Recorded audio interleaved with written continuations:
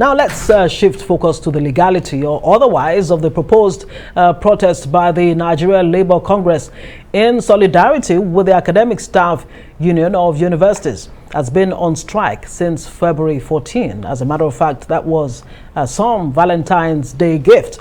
Well, the Minister of Information and Culture, Lai Mohammed, had during Wednesday's Federal Executive Council meeting called out the NLC, asking what its motive was. We have joining us from Lagos to dissect this issue, Malachi Ugwuwmadu, a lawyer. Thank you very much, Malachi Ugwummadu, for joining us. It's good to see you. Now let's talk about the legality or otherwise of NLC going on this solidarity strike with ASUU. As far as they're concerned, students have stayed at home for far too long, almost 6 months now, not to talk about the previous 9 months that students were at home. Well, I just finished speaking with the ASUU president, and he says, according to him, the NLC does have a right, to go on a protest. But let me ask you, is NLC, legally barred in any way or form to go on a solidarity strike with ASUU? That's, Osodeke says ASUU is also part of the NLC. Well, there is no such illegality. And anyone who seeks to impute the element of illegality in what the organized labor intends to do should first of all understand the keywords here. ASUU is on strike. Nigerian Labour Congress has indicated their interest to go on protests in solidarity with ASUU. That is the way it is. That is the way I understand it. So the issue is labor at liberty to protest in Nigeria as a trade union in support and solidarity with one of its affiliate members? The categorical answer is yes. So the idea of suggesting that there is an illegality in what labor proposes to do is untenable, and it is, to say the least, very strange to me. Under Section 40 of the Constitution of the Federal Republic of Nigeria, as amended, every Nigerian, no less a union or an organization, has the right to freely assemble and freely express themselves. That is within the confines of the Constitution, the ground norm of this country. If you are questioning about the procedures that must be followed within the limits of, or the ambit of the Trade Union Act, the Trade Dispute Act, and so on and so forth, you are traveling on a different route. As Nigerians who are now the victims of lack of leadership or absence of leadership, we have a constitutional right. In fact, that constitutional right is so secured that the Court of Appeal has insisted in an unequivocal terms that you don't need to seek the permission or the approval of any authority. This was the case of AMPP and IGP. And it got up to the Court of Appeal. Incidentally, it was President Muhammadu Buhari whose case got to the Court of Appeal when he was the flag bearer of that political party, All Nigerian People's Party. So, look, look, for those of us who fought for this democracy we're enjoying today, it is very, very provocative when we hear statements such as the one credited to the Minister of Information and Culture now. The Minister of Information and Culture, my very good friend Lai Mohammed, should realize that what he is saying, in effect, the purport of what he is saying, by challenging and daring ASUU to come with solution, Labour should come with the solution to the problem, is outsourcing governance. So we are the victims of the failure of leadership. We are now challenged further to provide answers that they cannot. Why did we elect you? I find it very, very depressing that we are now at a point where logic. Let me come in, and the point that Lai Mohammed, Minister of Information, is trying to make also, he says that the NLC, being the owners of a political party, that is, of course, the Labour Party, has no justification whatsoever to mobilize other unions against the government of the day. No, my sister. What I understood him to be saying, and I have been following this whole reaction, even if I've been in court since morning. By yesterday, up until this moment, even on your station, what Lai Mohammed is saying is that Labour is part of the negotiating team. It's not that Labour owns a political party. I'd like that distinction to be clear. He is making the point that there is no morality, there is no sound morality in such a circumstance in which a member of the tripartite agreement and negotiating team now backs out to be supporting a principal part in that. So that's the point he's making.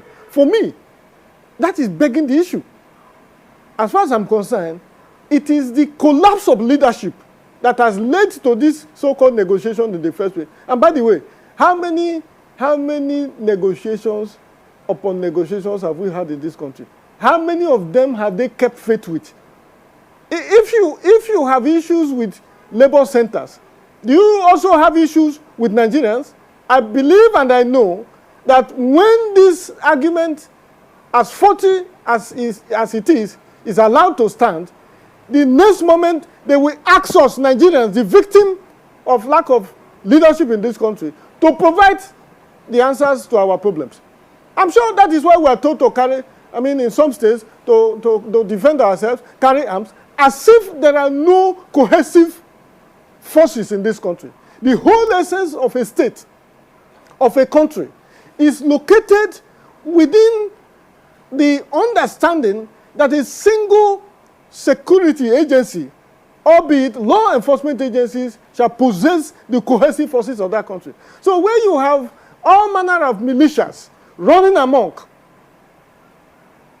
wielding lethal weapons, and those state actors are still telling you who are the victims, who are killed on a daily basis to defend yourself, there's no other, it's just the last bus stop before anarchy.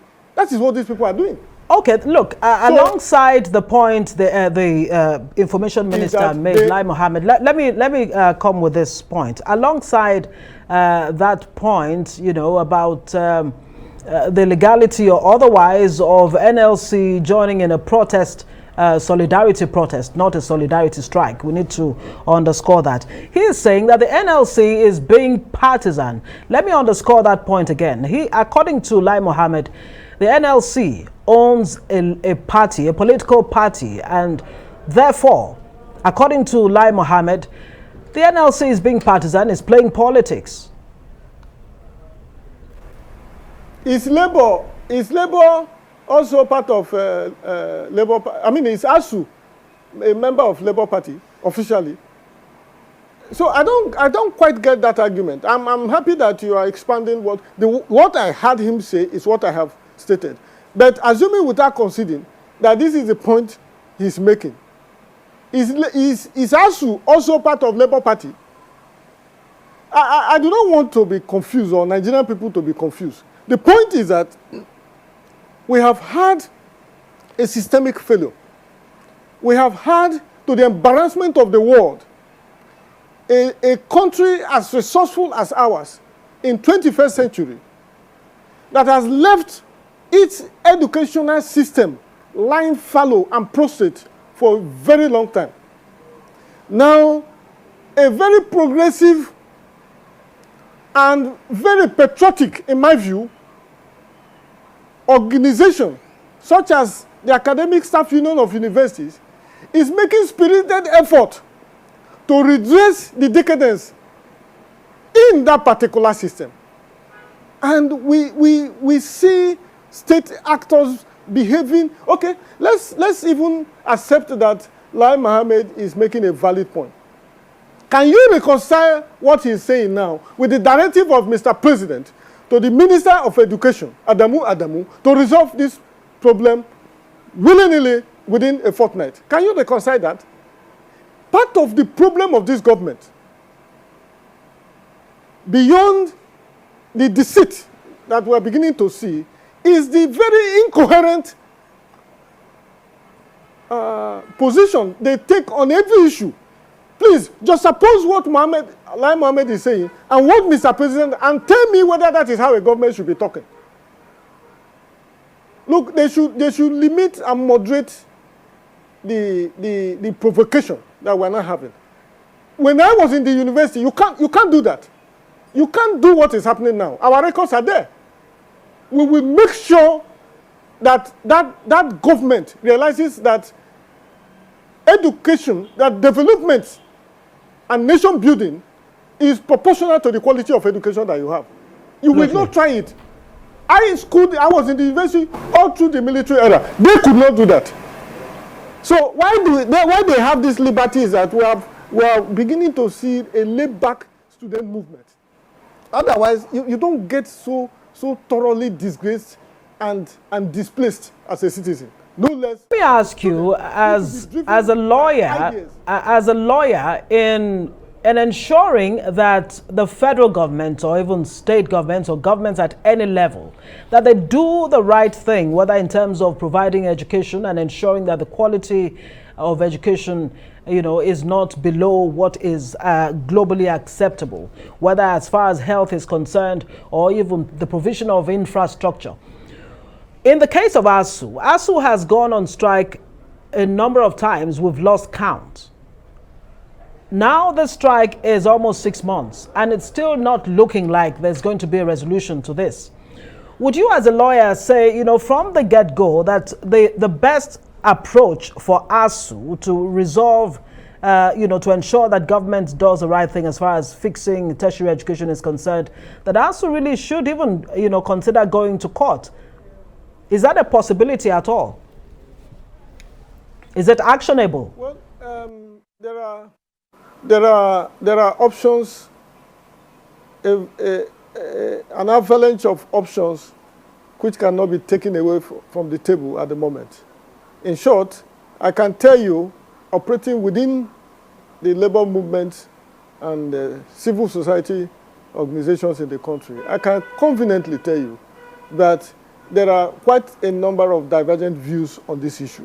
There are some Nigerians who have become critical and wondering whether, as an assemblage of eggheads, people who live on ideas, who develop ideas, and who synthesize ideas for nation building, whether it is not possible to find other alternative means of dealing with this matter rather than embarking on strike. It's a catch-22 situation. If you are dealing with a responsive government, you will be considering many of the options that are flying around. If you are dealing with a recalcitrant government that has penchant of, first of all, disobeying their own agreement, that has penchant for disobeying court orders, that has very little tolerance to divergent views regarding how the country and the educational system in particular should be advanced, then you need to be circumspect and you need to put your best foot forward. What ASUU is doing, regrettable as it is in relation to the impact on the students, is for the future of education in this country. Where, however, you have a system, as we are laboring to build now, to promote the integrity and quality of life in the country, we're likely going to consider some of those options that you are talking about. But I tell you, Nigerians and the unions, including ASUU and Labour and other progressive forces in this country, are faced completely with a recalcitrant government. So does it also not scandalize state actors, government officials? Does it not scandalize them that students are at home under your watch and you attend conferences and seminars and workshops and international business fora where you probably make statements or suggestions regarding what ought to be ideally? And people are reading about your country. In fact, in an ideal situation, so Mr. Malachi Ugwummadu, in an ideal situation, it would be on the cards. It is a possibility that ASUU can actually go, to the court to seek redress and to get government to do the right thing in terms of the, demands that it is making of government. Well, of course, you agree with me that there are very many causes of action available to ASUU, no less other victims of lack of leadership. But I imagine, not being a member of the National Working Committee or the National Executive Council of ASUU, that perhaps they have also weighed the options thoroughly as members of the academic world to appraise this government whom they are engaging, to say which one will guarantee faster not just the identity, the quality and content of education, but the survival of education. It has become existential. It is no longer that Nigerian graduates from Nigerian universities are under qualified. It is that the qualification they come out with is questionable all around the world. And why is it so? Because of the indices that we are toying with, because of the environment that they have to even be educated, because of the quality and time and program and even curriculum that we are dealing with. So I do think that the only way out of this is for the government to swallow, even if it is its pride, swallow its pride, meet this gentleman halfway, consider, as it were, all of the options that they are bringing on the table, block the leakages that have given you the impression that there are no resources. You cannot be saying there are no resources when you are reporting that a single civil servant in this country allegedly has taken as much as 80 billion naira. That alone, including the forms they all purchased with 100 million, can fix this matter.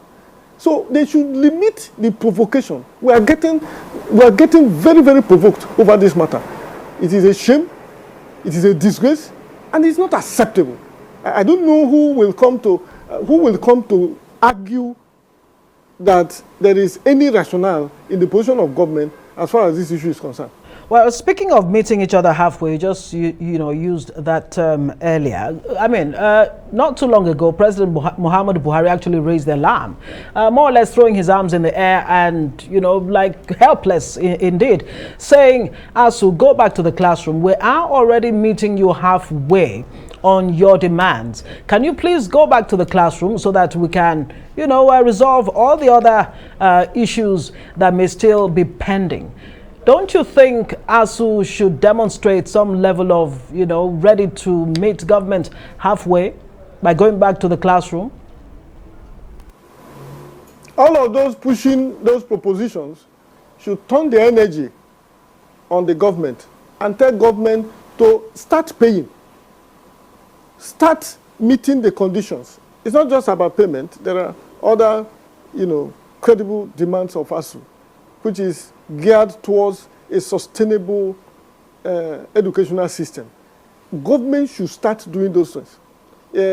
When you say go back to the classrooms, you are literally discountenancing the aphorism that once bitten, twice shy. On so many occasions, ASUU in particular has had to bend backwards to accommodate a government that pretends that it has no resources. A nation that throws billions of naira to institutions of government with no result. A nation that bails out their cronies and collaborators without result. You want us to mention them?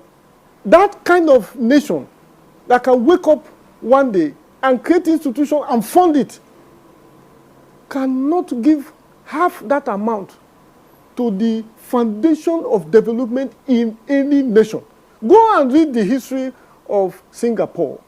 There wasn't anything miraculous that Lee Kuan Yew did other than to shut the doors of Singapore and refocus all its energy in education. That was what happened. So for as long as we toy with these issues, for that long, we are jeopardizing and compromising the future of our children. Make no mistake about it. By God's grace, I'm a senior lawyer in this country. What we see, even amongst the noble profession, where you are expected to harvest the best minds, is deplorable. I'm not even talking about the academic qualification, even the orientation in a system where our youth have no faith in this country, let alone being motivated and activated to fulfill their potentials. We're only looking at time before the whole thing will collapse. And it will be unfortunate. So President Muhammadu Buhari has a responsibility, has a historical calling to fix. He has taken the first right step. And that is challenging the actual minister responsible for education in Nigeria to resolve this matter. He must now meet that word with action. It is disgraceful, it is regrettable that no minister is relieved of his job under this dispensation. 7 years, you have very low performance ministers all believing that nothing will happen. Because indeed, and in truth, nothing will happen. So he should advance the resentment and anger that he has shown beyond giving the directive. We know there are so many directives in the country now. He tells the army generals, stop Boko Haram. The thing will continue. This is about education. It's about very quickly, go back to the very beginning. All of this discussion was premised on the fact that the government is saying this planned NLC protest, solidarity protest, is illegal. We had the police public relations officer, Muyiwa Adejobi, asking Labour to actually notify. Notify is the underlying word. You use the word permission from the police. You used that word earlier. And I'd like you, on a general note, the seeming criminalization of opposing views. What are the implications for democracy, especially our democracy in Nigeria? Very quickly, in 1 minute, if you can. So that line of... Oh, sorry about that. Say that again.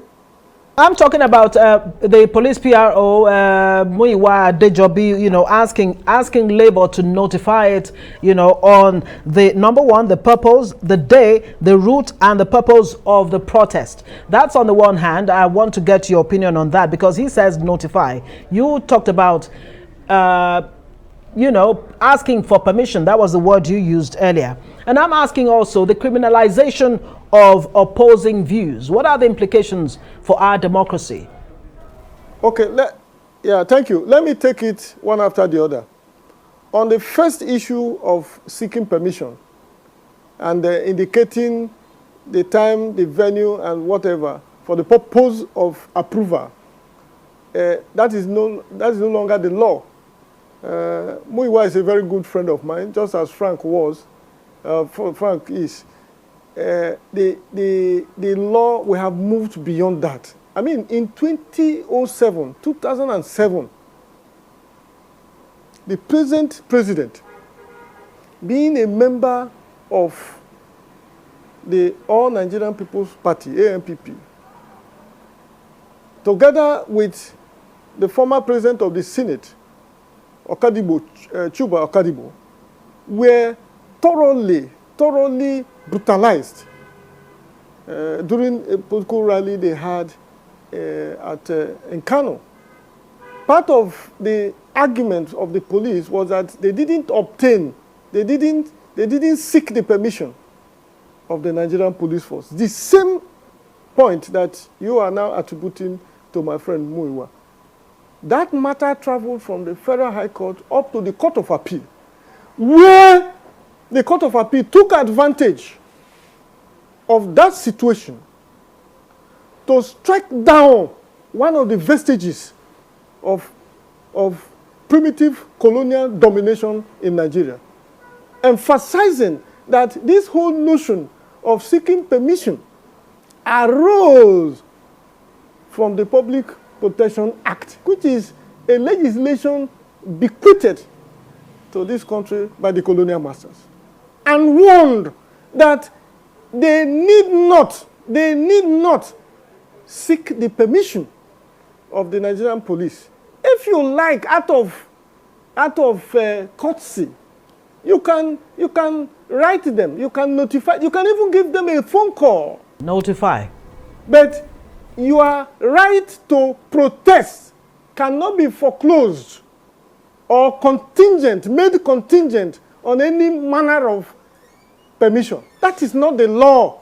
I am quoting a Court of Appeal decision. That decision was not appealed against. So that is the law.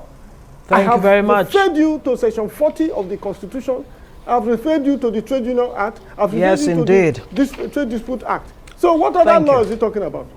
Thank you so much, Malachi Ugwummadu, a lawyer, joining us on the Arise interview. It's been a delight having you. And we had earlier the ASUU president himself, Emmanuel Osodeke, joining us. Well, that's it for this edition of the Arise interview. Do join us again tomorrow. From me, Ngozi Alebu, and the entire team here in Abuja, goodbye and thanks for watching.